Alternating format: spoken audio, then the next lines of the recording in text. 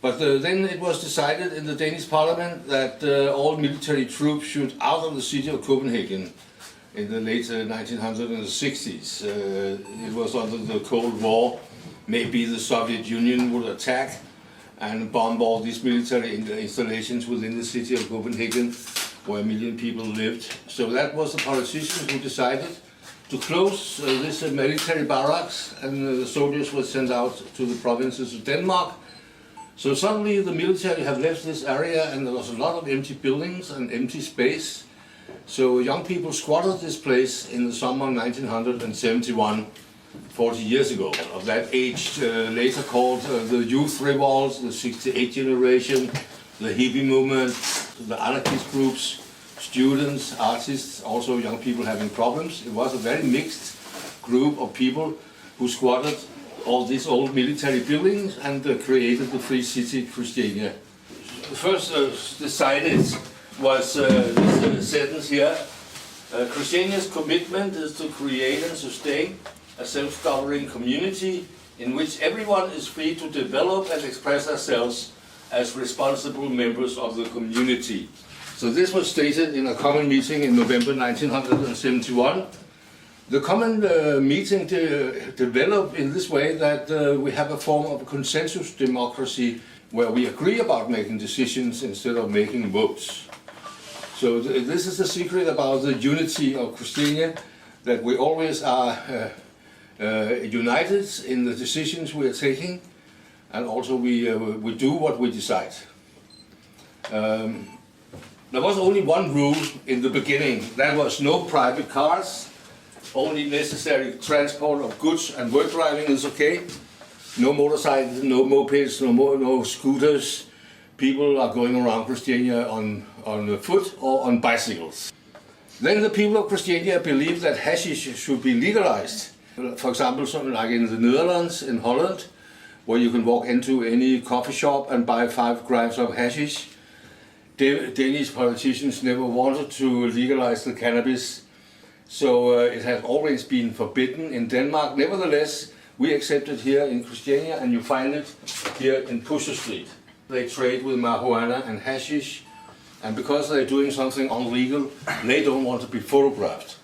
So remember that. Don't take photographs or films here in Pusher Street. We have problems with hard drugs in the first years. So in 1979 we decided in a common meeting that we will make a junk blockade and a very square rule saying no hard drugs in Christiania. So out here we do not accept heroin, cocaine, amphetamine and all these modern designer drugs. That's completely banned. In the beginning of the 1980s we have a very unpleasant group of people here they call themselves Bullshit. It was a motorcycle gang, and they were in opposition to the Hells Angels. So there was a whole rocker war in between those two groups in the beginning of the 1980s. These are Bullshit people. They wanted to take over the hash market here in Pusher Street, and they were very violent kind of people. That was why we made these rules. No violence, no weapons, no biker collars, no bulletproof clothing. Now they actually lost that war against the Hells Angels and all the supporter groups to Hells Angels, and vanished here from Christiania and Copenhagen as such in 1987. That was the end of Bullshit, and they stopped being a group. But we still have this set of rules. We do not want one more time that a violent group of people are coming here to make terror here in Christiania. Some people found it profitable to sell illegal fireworks and burn out tongue flashes and sell stolen goods in Christiania. We don't accept that. So that's the rules we decided through the years. One more rule, which is not on this poster, is you cannot buy or sell apartments or houses in Christiania, and it doesn't matter how much money you spend building up a house. You cannot sell it at the time you move out of Christiania. It's the people in the area. And we have 14 different areas here in Christiania, and in each area people are like kind of governing themselves. Often there's an area meeting where people decide what to do in the area, and especially when there is a vacant place, They call for a special area meeting, invite all the applicants to come to this meeting. And then there was first a round with all the applicants explaining why they want to live there and what they want to do here in Christiania. And then it's up to the local people in the area to decide who they want to move in. Because what happened also was when there was no more room in the old military buildings, people started moving in with wooden caravans on rubber wheels or built houses themselves. And today we live 900 people here, 650 adults and 250 young people under 18. And we do everything ourselves. We maintain the whole area ourselves. We are running our social and cultural and business groups ourselves here. And we pay everything ourselves. We have a common budget of 25 million kroner a year. And the money is collected in this way that all the adults, 650 people approximately, then also we have 250 young people under 18 and they live here actually for free of charge. But all the adults pays 1,900 kroner a month to the central funds of Christiania. Plus you pay for the consumption of electricity and water after meters. But you consume electricity from the Danish government, or you produce your own electricity? No, we have an energy corporation called Dong, and they are delivering the power to the city of Copenhagen, and also we pay for that. So we pay for the amount of kilowatt hours and cubic meters of water you consume, and there's meters in each home. Also commercial businesses, they pay normal taxes and sales taxes to the Danish government, but also they pay to the central funds of Christiania.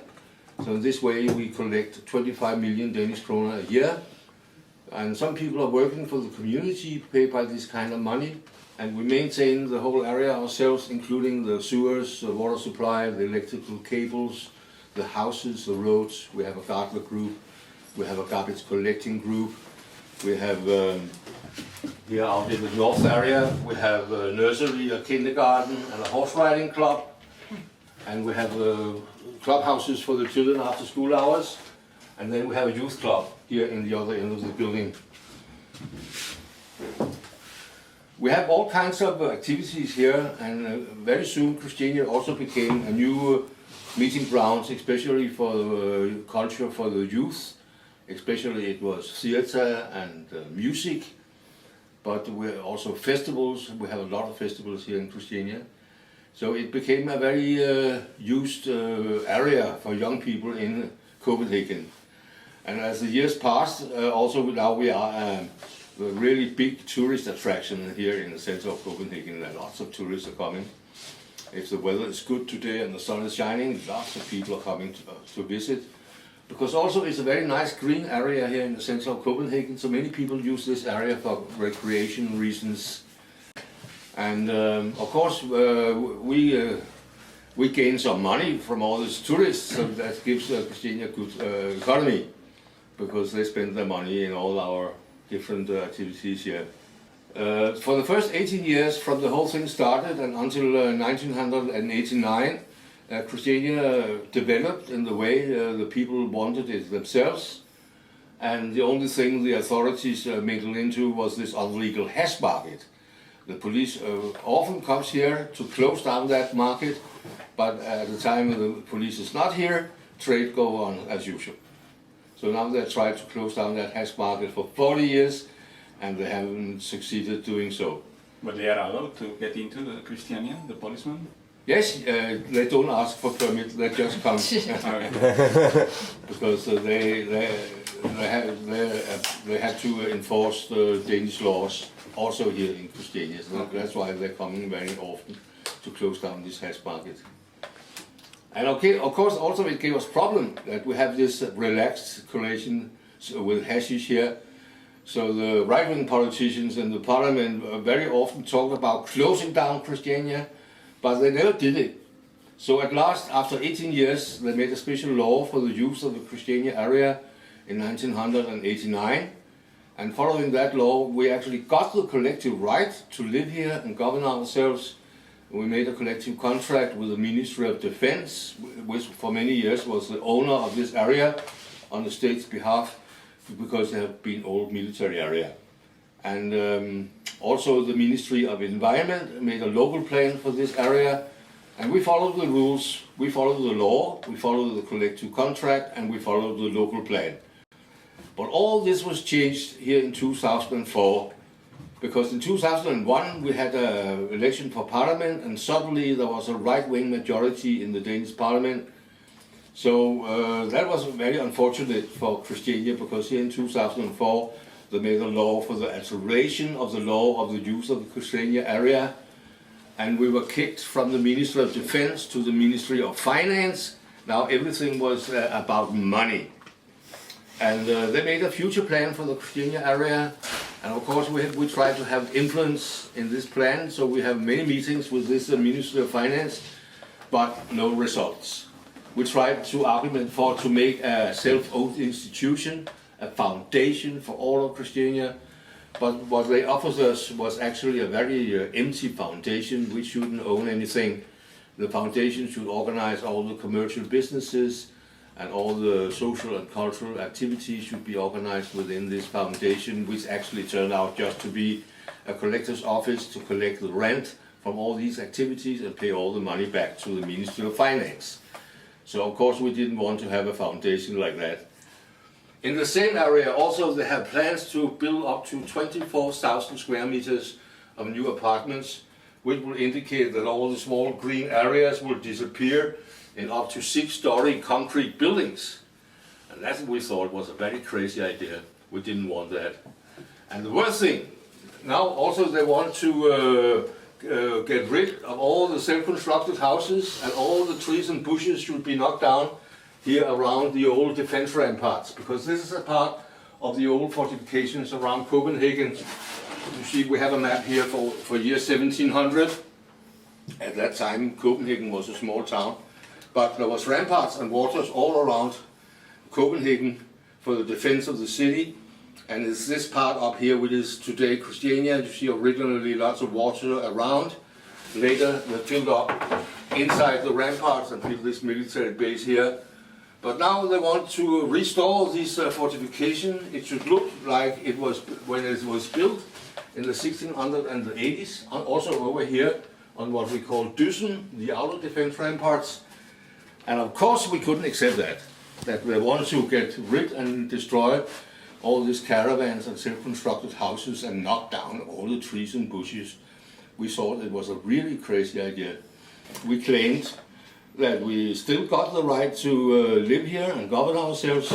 That right the Danish Parliament gave us back in 1989, and it was also stated in this collective contract we had for many years with the Minister of Defense. And we thought that they couldn't just change the law and take away our legal rights.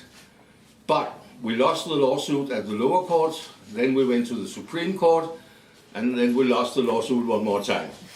So now it was stated that the state owned this area and the state could decide what should go on in this area.